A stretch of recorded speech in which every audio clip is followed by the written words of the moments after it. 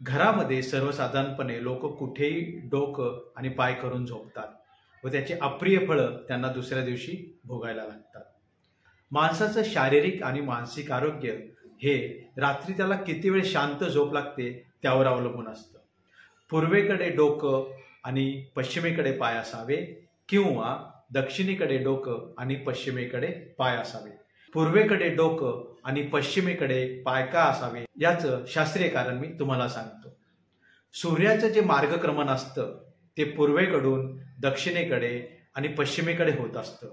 ज्यावेळेस संध्याकाळी तो दक्षिण पश्चिमेत असतो त्यावेळेस नैऋत्य आणि पश्चिम दिशा ही तप्त झालेली असते.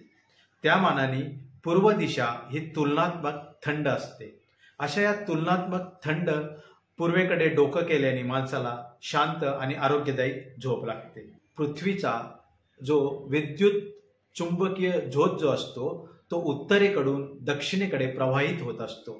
ज्यावेळेस आपण उत्तरेकडे पाय करतो त्यावेळेस तो विद्युत चुंबकीय झोत हा शरीरातून प्रवाहित होताना शरीरामध्ये प्रतिकात्मक संवेदना तयार होतात आणि तो झोत डोक्याकडून दक्षिणेकडे जातो. म्हणून आरोग्यदायी शांततापूर्ण झोप लागण्यासाठी एकतर पूर्वेकडे डोकं आणि पश्चिमेकडे पाय असावे किंवा दक्षिणेकडे डोकं आणि उत्तरेकडे पाय असावे.